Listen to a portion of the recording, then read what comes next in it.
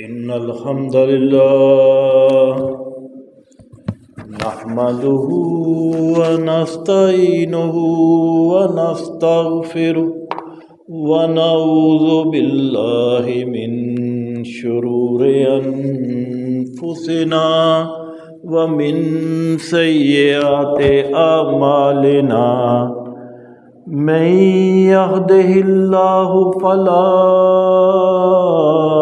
مضل له ومن يضلله فلا هادي له وأشهد أن لا إله إلا الله وحده لا شريك له وأشهد أن محمدا عبده ورسوله أما بعد فإن خير الحديث كتاب الله وخير الهدي هدي محمد صلى الله عليه وسلم وشر الأمور محدثاتها وكل محدثة بدعة وكل بدعة ضلالة وكل ضلالة في النار. يا أيها الذين آمنوا اتقوا الله حق تقاته ولا تموتن إلا وأنتم مسلمون. يا أيها الناس اتقوا ربكم الذي خلقكم من نفس واحدة وخلق منها زوجها وبث منهما رجالا كثيرا ونساء واتقوا الله الذي تساءلون به والأرحام إن الله كان عليكم رقيبا. يا أيها الذين آمنوا اتقوا الله وقولوا قولا سديدا يصلح لكم أعمالكم ويغفر لكم ذنوبكم ومن يطع الله ورسوله فقد فاز فوزا عظيما.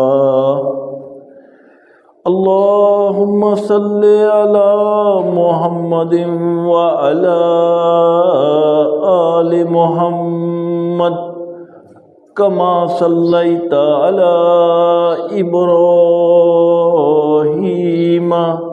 وعلى آل إبراهيم إنك حميد مجيد.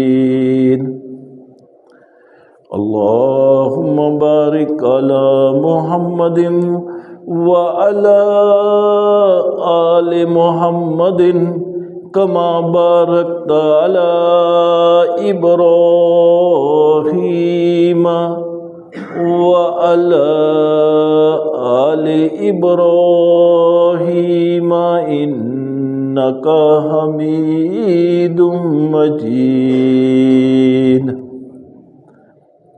رب اشرح لي صدري ويسر لي أمري واحلل عقدة من لساني يفقهوا قولي. أما بعد فأعوذ بالله السميع العليم من الشيطان الرجيم. بسم الله الرحمن الرحيم.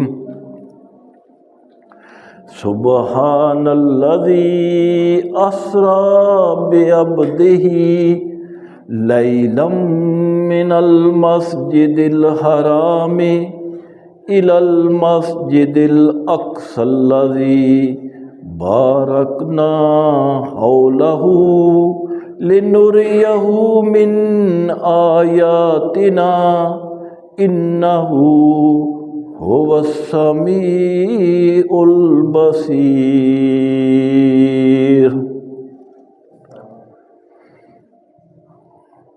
آج کا یہ خطبہ جمعہ واقعہ معراج کے کنٹیکسٹ میں انشاءاللہ ہوگا۔ اللہ تعالیٰ مجھے صرف حق بات ہی بیان کرنے کی توفیق عطا فرمائے، آمین یا رب العالمین۔ محترم سامعین و سامعات،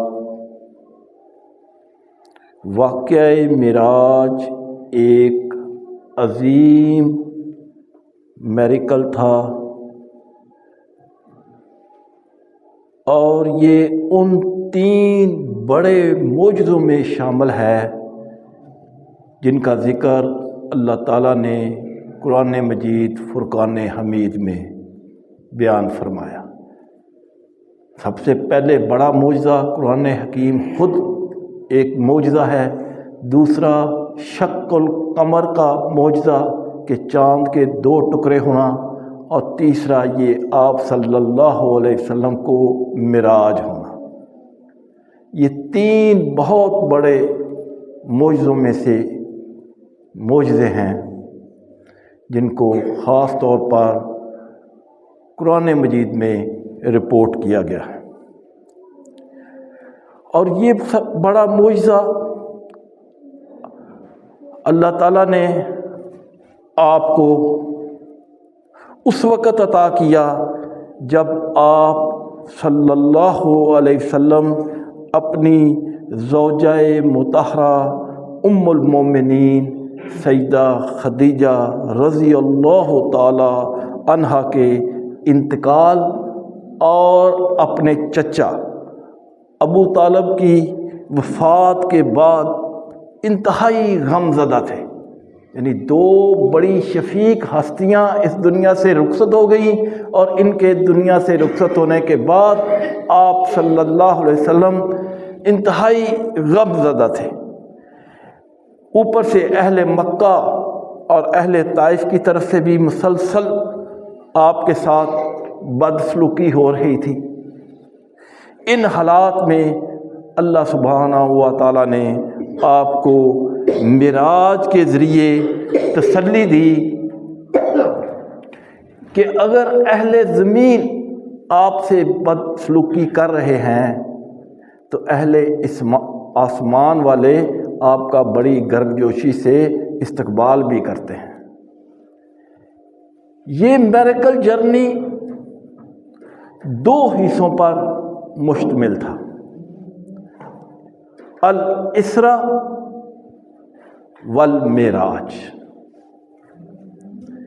اس معجزے کا ایک حصے کا تعلق زمینی سفر سے ہے، یعنی مسجد الحرام بیت اللہ مکہ مکرمہ سے مسجد اقصی فلسطین تک کا سفر، جسے قرآن مجید فرقان حمید کی سورت بنی اسرائیل کی آیت نمبر 1 میں اسرا کہا گیا ہے۔ عربی ڈکشنری قاموس کے مطابق اسرا کے معنی ہیں رات کو چلنا، رات کو سفر کرنا، رات کو کسی کو ساتھ لے کر چلنا، رات کے سفر کو اسرا کہتے ہیں۔ اور اس معجزے کے دوسرے حصے کا تعلق آسمانی سفر سے ہے، یعنی مسجد اقصی فلسطین سے 7ویں آسمانوں کے اوپر سدرۃ المنتہا تک کا سفر، اور اس کو کہتے ہیں معراج۔ اور معراج عربی میں کہتے ہیں زینے کو، سیڑھی کو، یا ایسی کوئی چیز کو جس کے ذریعے اوپر چڑھا جائے۔ تمام مسلمانوں کا یہ عقیدہ ہے کہ یہ سارے کا سارا سفر یعنی الاسراء والمعراج جسمانی تھا، یعنی آپ صلی اللہ علیہ وسلم کی یہ فزیکل موومنٹ تھی۔ لیکن منکرین حدیث کے خیال میں اور موجودہ صدی کے سو کالڈ اسکالرس جن میں امین احسن اصلاحی صاحب ہیں، ان کی تفسیر ہے تدبر القرآن، اور جوید غامدی اور اس طرح کے دوسرے محققین جو ہیں محمد شیخ وغیرہ، ان کے خیال میں یہ سفر، یہ آپ صلی اللہ علیہ وسلم کا معراج پر جانا جسمانی نہیں بلکہ روحانی تھا، خواب میں تھا، جو کہ غلط ہے، اس لیے کہ اللہ سبحانہ تعالیٰ نے 15ویں پارے کی سورت بنی اسرائیل کے سٹارٹ میں جو لفظ یوز کیا ہے وہ سبحان کیا ہے، کہ سبحان اللہ، پاک ہے وہ ذات جس نے یہ سارا معجزہ دکھایا۔ اگر یہ معجزہ نہ ہو، خواب میں ہوتا تو اعتراض کرنے کی کیا ضرورت تھی؟ کوئی شخص ہے وہ کہتا ہے کہ یار رات کو میں پاکستان کا وزیر اعظم تھا، تو کسی کو کوئی اعتراض نہیں ہوگا، ہو گئے بھائی، اب تو نہیں ہونا، رات کو خواب میں ہی تھے نا، اور تم نے اتنے آرڈر ایشو کیے اور اتنا کچھ کیا، تو اب کیا ہو، اب تو وہی ہو۔ لہذا اگر اللہ کے رسول صلی اللہ علیہ وسلم کو یہ سفر، یہ معراج خواب میں ہوتی تو انکار ہی کوئی نہ کرتا کہ بھائی خواب میں ہی کیا ہے نا، یہ کون سا بڑی بات نہیں ہے۔ بہت لوگ خواب دیکھتے ہیں، لیکن چونکہ یہ فزیکل موومنٹ تھی، انہوں نے اعتراض کیا، اعتراض کا جواب دیا گیا اور وہ ثابت ہوئے۔ یعنی مسجد اقصیٰ کے متعلق کافروں نے سوال کیے، آپ صلی اللہ علیہ وسلم نے ایگزیکٹلی جواب دیے، تو وہ ماننے پر مجبور ہوئے۔ یہ واقعہ معراج کب ہوا، اس کی ایگزیکٹ ڈیٹ احادیث کی کتابوں میں موجود نہیں ہے، البتہ ائمہ اکرام اور علماء کے اقوال ملتے ہیں۔ مثال کے طور پہ امام طبری رحمہ اللہ کے مطابق معراج کا واقعہ اس سال پیش آیا جب آپ کو نبوت دی گئی، یعنی نبوت کے سال میں آپ کے پاس یہ واقعہ پیش آیا۔ امام نودی اور امام قرطبی رحمہ اللہ کے اقوال کے مطابق یہ معراج کا واقعہ نبوت کے 5ویں سال ہے۔ علامہ منصور پوری کے قول کے مطابق یہ واقعہ نبوت کے 10ویں سال 27 رجب کو پیش آیا۔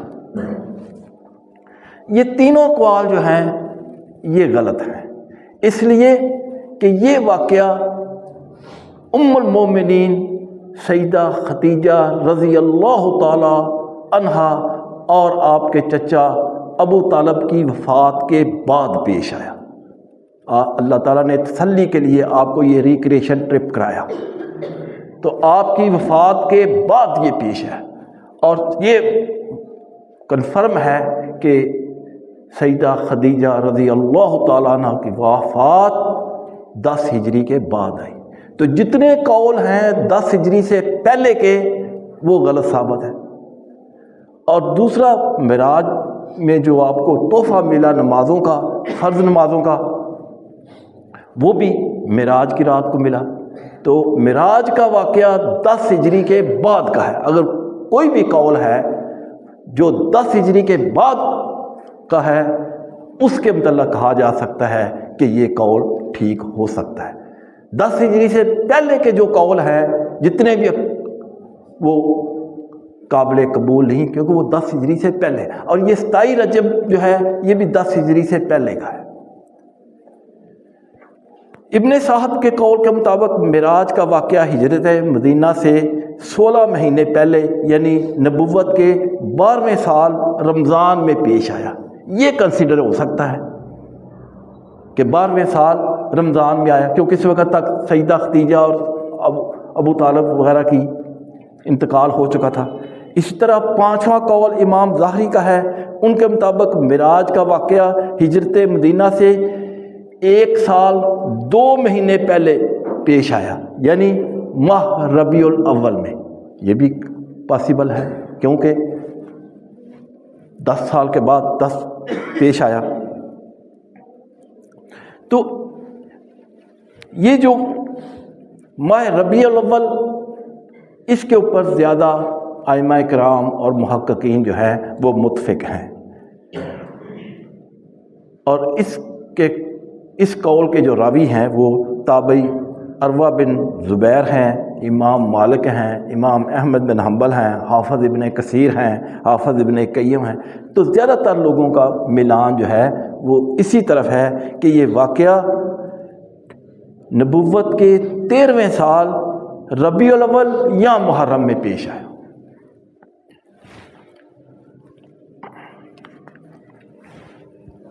لہذا 27 رجب کے اوپر بحث کرنا، انسسٹ کرنا کہ نہیں 27 رجب کو ہے، یہ درست نہیں ہے۔ یہ الاسراء والمعراج آپ صلی اللہ علیہ وسلم کے لیے ایک ایکسٹرا آرڈنری ایکسپیرئنس تھا، جس میں اللہ سبحانہ و تعالیٰ نے آپ صلی اللہ علیہ وسلم کو فزیکلی جنتوں کی سیر کرائی، اصحاب الکرام کے محلات دکھائے، اور جنتوں کی بے شمار نعمتیں جو تھیں ان کو ویژولائز کرایا گیا، اور اس کے ساتھ ساتھ دوزخ میں مجرموں کو، سود خوروں کو، قاتلوں کو، ڈاکوؤں کو جو عذاب ہونا تھا، کیونکہ عذاب تو ہر جو جنت میں لوگ جائیں گے حساب و کتاب کے بعد جائیں گے، اس طرح سزائیں بھی حساب و کتاب کے بعد، قیامت کے آنے کے بعد، حشر والے دن حساب و کتاب ہونے کے بعد لوگوں نے جنت میں بھی جانا ہے اور دوزخ میں بھی۔ لیکن اللہ سبحانہ تعالیٰ نے ٹائم ٹریول کے ذریعے آپ صلی اللہ علیہ وسلم کو مشاہدہ کرا دیا جنت کا بھی۔ جنت تیار ہے، لیکن جنت میں جو صحابہ کے محلہ اللہ تعالیٰ نے تیار کیے تھے وہ اپنے نبی صلی اللہ علیہ وسلم کو دکھا دیے، اور مجرموں کو جو جو قسم کی سزائیں دینی تھی وہ بھی دکھا دی۔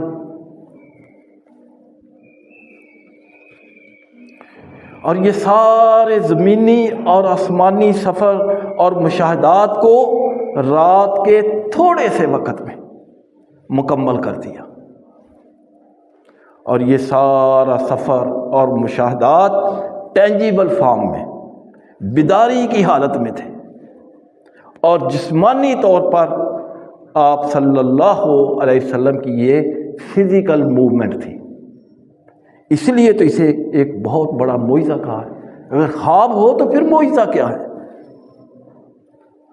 معجزے کا مطلب یہ ہے کہ انسانی عقل کو عاجز کر دے، انسانی عقل تسلیم نہ کرے لیکن دل جو ہے وہ تسلیم کرے کہ ایسا ہو سکتا ہے۔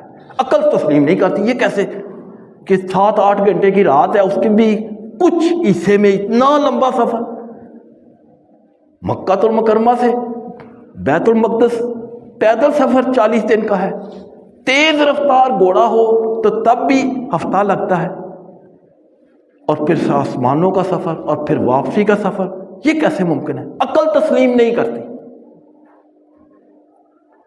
معجزے کا مقصد یہ ہے، اس کا معنی یہی ہے کہ عقل تسلیم نہ کرے لیکن دل ایمان لائے کہ ہاں واقعی ایسا ہوا ہے۔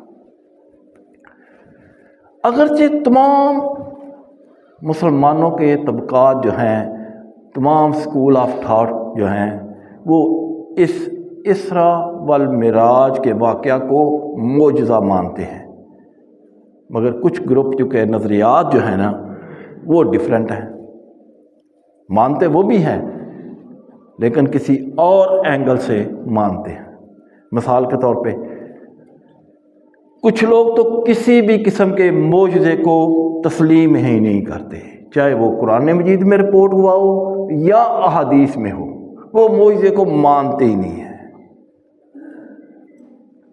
وہ سرے سے معجزوں کے انکاری ہیں، اور یہ منکرین حدیث والے ہیں، اور اس جماعت کا بانی غلام احمد پرویز تھا۔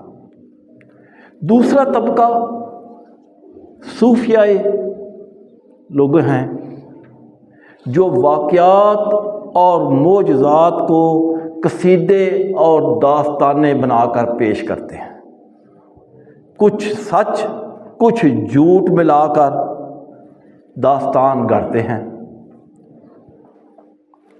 وہ اس واقعہ معراج کو ایک رومانٹک سٹوری کے طور پر بیان کرتے ہیں، جیسے کوئی شادی کی تقریب ہو رہی ہے، اللہ کے رسول صلی اللہ علیہ وسلم دلہا بنے ہوئے ہیں، فرشتے جو ہیں وہ براتی ہیں، اور جناب بڑا جوش و شور سے یہ قافلہ جا رہا ہے۔ اور اسی شادی کی محفل کے طور پر اللہ کے رسول سفر کرتے ہوئے فرشتوں کے جرمٹ میں اللہ کے پاس پہنچ جاتے ہیں۔ اللہ کے رسول صلی اللہ علیہ وسلم کو پتہ تھا کہ موسیٰ علیہ السلام نے جب اللہ سے ملاقات کی تو وہ جوتے اتارے، تو اللہ کے رسول صلی اللہ علیہ وسلم بھی جوتے اتارنے لگے، تو اللہ نے کہا نہیں، وہ موسیٰ تھے جن کو میں نے حکم دیا تھا فَاحْلَا نَعْلَيْكَ، اپنی جوتی اتارو، تمہیں پتہ نہیں اِنَّكَ بِالْوَادِ الْمُقَدَّسِ طُوًى، تم ایک پاک وادی میں آ گئے، لیکن اے نبی تم آج سے ہی آ جاؤ، جوتوں سمیت ہی آ جاؤ، یہ عرش کے اوپر تم میرے ساتھ ہی بیٹھ جاؤ۔ یعنی اپنے پاس ایک ایسی سٹوری ہے، اور لوگ سننے والے ہوتے ہیں وہ کہتے ہیں واہ واہ واہ واہ کیا بات ہے جی، جوتوں سمیت ہی اللہ کے رسول عرش پر پہنچ گئے۔ حالانکہ جوتوں کو اس میں کوئی تعلق ہی نہیں ہے، لیکن وہ انہوں نے ایک قصیدہ بیان کرنا ہوتا ہے، لوگوں نے واہ واہ کرنی ہوتی ہے۔ حالانکہ حقیقت یہ ہے کہ کسی کو کانوں کان خبر ہی نہیں تھی۔ پہلے آسمان کے اوپر کے دروازہ کھٹکھٹایا، پوچھا من انت، کون ہے؟ جبرائیل علیہ السلام نے کہا آنا جبرائیل، میں جبرائیل۔ کہا مما، تمہارے ساتھ کون ہے؟ کہا محمد صلی اللہ علیہ وسلم۔ فرشتوں کو اگر پتہ ہوتا تو فوراً دروازے کھولتے جاتے۔ کیوں پوچھ رہے ہیں؟ اس لیے کہ اس واقعہ کا کسی کو کانوں کان خبر ہی نہیں تھی۔ یہ تو ایک اللہ تعالیٰ نے ریکریشن ٹرپ اللہ کے نبی صلی اللہ علیہ وسلم کو کرایا، لیکن یہ اینالوجی سین بنا کر ایسے پیش کرتے ہیں اور لوگ جو ہیں وہ انجوائے کرتے ہیں۔ تیسرے نظریے کے لوگوں کا پوائنٹ آف ویو ہے کہ اللہ تعالیٰ نے اپنے نبی محمد رسول اللہ صلی اللہ علیہ وسلم کو سیر تو کرائی، مگر یہ جسمانی طور پر نہیں تھی، خواب میں تھی۔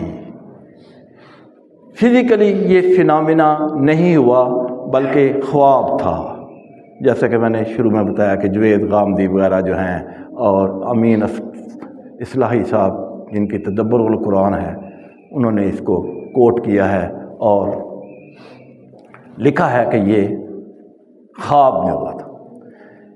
چوتھے نظریہ کے لوگوں کا خیال ہے کہ معراج جو ہے یہ جسمانی طور پر ہوا، مگر اللہ تعالیٰ نے ہر چیز کو جیم کر دیا، وقت کو ہیلڈ کر دیا، اور جب سفر مکمل ہو گیا تو ہر چیز دوبارہ حرکت میں آ گئی، اور یہ ایسے لگتا ہے جیسے کہ یہ سفر جو ہے رات کے کچھ حصے میں مکمل ہوا۔ یہ نظریہ بھی غلط ہے۔ اگر یہ سفر 2 4 10 دن میں مکمل ہوا ہے، سال میں مکمل ہوا ہے، 10 سال میں مکمل ہوا ہے، اور اللہ تعالیٰ نے ہر چیز کو جیم کر دیا ہے، اور جب سفر سے واپس آئے ہیں تو وہ ہر چیز حرکت میں آ گئی، تو یہ بھی کوئی معجزہ تو نہ ہوا؟ پھر معجزہ تو یہی ہے کہ ہر چیز چل رہی تھی۔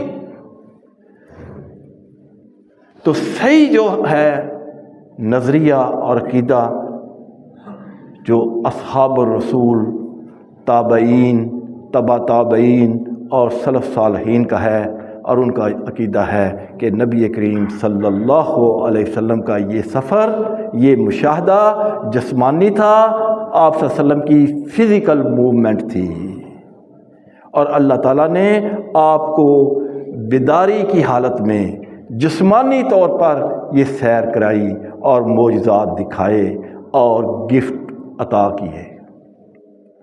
امام بخاری رحمہ اللہ نے اور امام مسلم رحمہ اللہ نے اپنی کتابوں میں کم و بیش 17 احادیث واقعہ معراج کے کنٹیکسٹ میں نقل کی ہیں، اور احادیث کی کتابوں کا جو سب سے بڑا انسائکلوپیڈیا ہے مشکات المصابیح، اس میں واقعہ معراج سے ریلیٹڈ 92 احادیث بیان کی ہیں۔ حدیث نمبر 5852 سے لے کر 5943 تک 92 حدیث جو ہیں وہ رپورٹ ہوئی ہیں۔ اگر کسی نے پورے واقعہ کی ہر اینگل سے پڑھنا ہے تو یہ 92 حدیث بڑی ترتیب کے ساتھ کتاب مشکات المصابیح میں بیان ہوئی ہے۔ لہذا بحث کرنا کہ رجب میں ہوا ہے یہ واقعہ، 27 کو پیش آیا ہے، اس کے اوپر اصرار کرنا درست نہیں، کیونکہ کسی حدیث کی کتاب میں تاریخ اور وقت موجود نہیں ہے۔ حدیث میں جو بات ملتی ہے وہ یہ ہے کہ یہ مکی زندگی کا واقعہ ہے اور ہجرت سے تھوڑی دیر پہلے کا ہے، اور ام المومنین سیدہ خدیجہ رضی اللہ تعالی عنہا کی وفات کے بعد کا ہے۔ اس واقعہ کی تفسیر بخاری اور مسلم کی احادیث میں موجود ہیں۔ بخاری میں حدیث کا نمبر ہے 3207 اور 3887، اور صحیح مسلم میں بھی یہ واقعہ بڑی تفصیل کے ساتھ بیان ہوا ہے 416، حدیث کا نمبر ہے 416، اور راوی ہیں خادم الرسول صلی اللہ علیہ وسلم سیدنا انس بن مالک رضی اللہ تعالیٰ روایت کرتے ہیں کہ اللہ کے رسول صلی اللہ علیہ وسلم نے فرمایا کہ میں مکہ المکرمہ میں اپنے گھر میں سویا ہوا تھا کہ گھر کی چھت پھٹی اور سیدنا جبرائیل علیہ السلام نیچے تشریف لائے، انسانی شکل میں چھت سے نیچے آئے، دروازے سے بھی آ سکتے تھے، حکمت تھی کوئی۔ آپ صلی اللہ علیہ وسلم کے ایک صحابی ہیں، ان کا نام تھا دہیہ کلبی، بہت ہی خوبصورت تھے، اور جبرائیل علیہ السلام جب کبھی انسانی شکل میں اللہ کے رسول صلی اللہ علیہ وسلم کے پاس آتے تو ان صحابی کی شکل میں آتے اکثر۔ تو اللہ کے رسول صلی اللہ علیہ وسلم فرماتے ہیں کہ جبرائیل آئے اور مجھے اٹھایا اور مجھے لے کر بیت الحرام میں حتیم کا جو مقام ہے وہاں لے گئے۔ اللہ کے رسول صلی اللہ علیہ وسلم فرماتے ہیں کہ میں نہ تو مکمل طور پر سویا ہوا تھا اور نہ ہی مکمل طور پر جاگ رہا تھا۔ حدیث کے الفاظ ہے بین النائم والیقظان، میں جاگو مٹی میں تھا، نہیں آدھا سویا ہوا آدھا جاگ رہا تھا، مجھے پتہ بھی چل رہا تھا کہ کیا ہو رہا ہے اور تھوڑی بہت آنکھیں بھی بند تھی۔ اس کو پنجابی میں کہتا ہے جاگو مٹی۔ تو جبرائیل علیہ السلام مجھے بیت الحرام میں حتیم کے مقام پر لے۔ یہ حتیم جو ہے یہ ہاف دائرہ ہے، اگر آپ باب کی طرف کھڑے ہوں تو دائیں طرف آدھا دائرہ ہے، اور وہ بھی بیت اللہ کا ہی حصہ ہے جس کو حتیم کہتے ہیں۔ تو وہاں پہ مجھے لے آئے۔ اسی دوران ایک سونے کا تشت لایا گیا جو ایمان اور حکمت سے بھرا ہوا تھا۔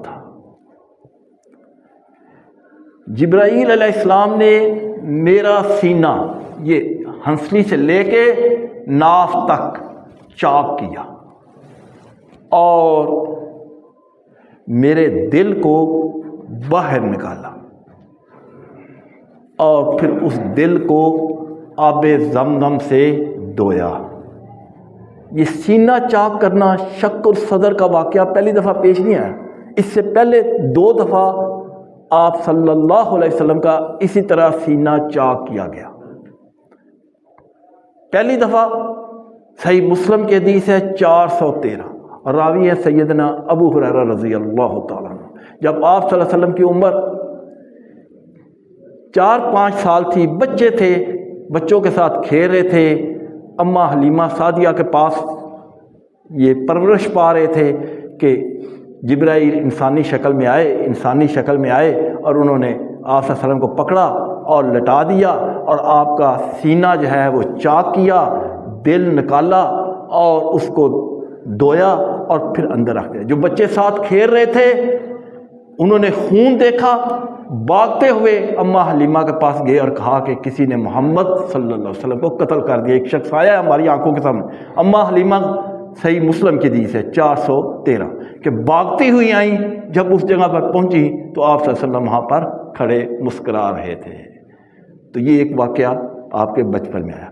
دوسرا واقعہ، جب آپ کو نبوت عطا کی گئی تو اس وقت بھی آپ کا سینہ مبارک کھولا گیا، دل نکالا گیا، اس کو آب زمزم سے دھویا گیا اور پھر اسی جگہ پر رکھ دیا۔ اور یہ تیسری دفعہ جب آپ کو معراج کے اوپر لے جایا جا رہا تھا تو تیسری دفعہ آپ کا یہ سینہ چاک کیا گیا، یعنی فزیکلی آپ کی یہ سرجری ہوئی۔ اور اس میں پوائنٹ نوٹ کرنے والی کیا ہے کہ آپ کے دل کو آب زمزم سے دھویا گیا، یعنی آب زمزم کی اتنی فضیلت ہے کہ آپ کا دل جو ہے اس سے دھویا گیا، اور پھر دھونے کے بعد جو تشت میں آپ کے پاس علم اور حکمت لائی گئی تھی اس سے اس کو بر دیا گیا۔ اگر یہ روحانی آپریشن جیسے کہتے ہیں تھا تو اتنا کرنے کی کیا ضرورت تھی؟ صحیح مسلم کی حدیث ہے 411، جو اس حدیث کے راوی ہیں سیدنا انس بن مالک رضی اللہ تعالیٰ عنہ۔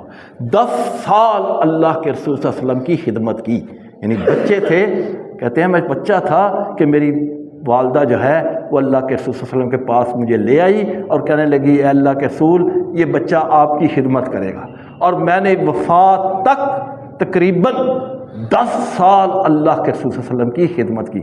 ظاہر ہے بچے تھے، آپ صلی اللہ علیہ وسلم کا جسم اطہر بھی دیکھا ہوا، تو کہتے ہیں کہ میں نے اپنی آنکھوں سے اللہ کے رسول صلی اللہ علیہ وسلم کے سینے کے اوپر اس سلائی کے نشانات دیکھے۔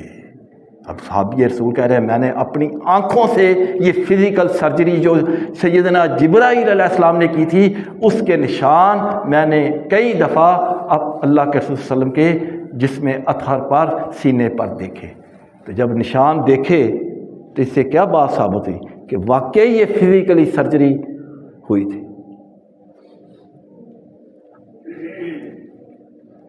اگر خواب ہوتا تو یہ نشانی موجود ہی نہ ہوتی۔ پھر ایک سواری کو لایا گیا اور وہ سواری جو تھی وہ گدھے سے بڑی اور خچر سے چھوٹی تھی، اس کا نام براق تھا۔ براق عربی میں بجلی کو کہتے ہیں، برق، برق سے نکلا ہے، برق کا مطلب ہے بجلی۔ اور اللہ کے نبی صلی اللہ علیہ وسلم فرماتے ہیں کہ اس کی رفتار کا یہ عالم تھا کہ اس کا ایک قدم وہاں پر پڑتا تھا جہاں تک اس کی نظر جاتی تھی۔ اب اس وقت تو کسی سائنسدان کو نہیں پتہ تھا کہ بجلی کیا ہوتا ہے اور اس کی سپیڈ کیا ہوتی ہے، لیکن آج سائنسدان آپ کو بتاتے ہیں کہ بجلی کی سپیڈ 1,86,000 میل پر سیکنڈ، اور اس کو اگر آپ کلومیٹر میں چینج کریں تو 2,48,000 کلومیٹر ہے۔ یہ سائنس آپ بتا رہی ہے، اور یہ بات اللہ کے نبی صلی اللہ علیہ وسلم کی حدیث سے پروو ہو رہی ہے کہ اس براق کا ایک قدم اتنا تھا جہاں تک اس کی نظر پڑتی تھی، یعنی وہ بجلی تھی۔ اللہ کے نبی صلی اللہ علیہ وسلم فرماتے ہیں کہ جب ہم بیت المقدس پہنچ گئے تو جبرائیل نے مجھے پوائنٹ آؤٹ کیا تو میں نے اس براق کو اس چٹان کے ساتھ باندھ دیا، وہاں پہ حلقے بنا ہوئے تھے، ان ایک حلقے کے ساتھ میں نے اس براق کو باندھ دیا اور مسجد اقصیٰ میں داخل ہو گیا۔ ہم نے دیکھا کہ مسجد میں کئی انبیاء اس وقت نماز ادا کر رہے ہیں۔ میں نے بھی جبرائیل کے کہنے پر 2 رکعت تحیۃ المسجد ادا کی۔ اس سے کیا بات ثابت ہوئی کہ آپ کسی بھی مسجد میں جائیں، بادشاہی مسجد میں جائیں، اسلام آباد فیصل مسجد میں جائیں تو صرف مسجد کو دیکھ کے گھر نہ آ جائیں، بلکہ کسی بھی دنیا کی مسجد میں اگر آپ گئے ہیں نماز پڑھنے کے لیے تو 2 رکعتیں اس مسجد کا حق ہے۔ ایون آپ مطلب لاہور میں کسی مسجد میں بھی جاتے ہیں تو اس مسجد کا یہ حق ہے کہ آپ بیٹھنے سے پہلے 2 رکعت پڑھیں۔ پھر جب باجماعت نماز کا ٹائم ہوا تو سیدنا جبرائیل علیہ السلام نے میرا ہاتھ پکڑا اور آگے کر دیا، اور میں نے تمام انبیاء کی امامت کرائی۔ اب دیکھیں، اسی لیے تو ہم اپنے نبی کو امام الانبیاء و رسول کہتے ہیں۔ نماز ادا کرنے کے بعد جبرائیل نے مالک، جو جہنم کے دروغہ ہیں، جہنم کے فرشتے ہیں، ان کی طرف اشارہ کر کے کہا کہ انہیں سلام کہیں۔ اس سے پہلے کہ اللہ کے رسول صلی اللہ علیہ وسلم سلام کہتے، وہ جہنم کا جو دروغہ تھا اس نے پہل کی اور آپ صلی اللہ علیہ وسلم کو سلام کیا۔ یہ دیکھیں ذرا پروٹوکول دیکھیں آپ صلی اللہ علیہ وسلم کا۔ اور یہ بات بھی آپ نوٹ کریں، 1,24,000 کم و بیش انبیاء بیت المقدس میں موجود ہیں، نماز پڑھ رہے ہیں، کسی کو کانوں کان خبر نہیں۔ یہاں کسی علاقے میں، کسی مسجد میں 50,000 لوگ بھی اکٹھے ہو جائیں نا تو رش پا جائے، چاروں طرف خبر مشہور ہو جائے کہ فلاں جگہ پہ یار 10,000 لوگ اکٹھے ہیں، دیکھو کیا ہے۔ محلے میں شادی ہو تو سب کو پتہ چل جاتا ہے کہ یار یہ ادھر لوگ اکٹھے ہوئے ہیں، یعنی 200، 400، 500، 1000، 2000، 5000 لوگ اکٹھے ہو جائیں تو محلے کو پتہ چل جاتا ہے۔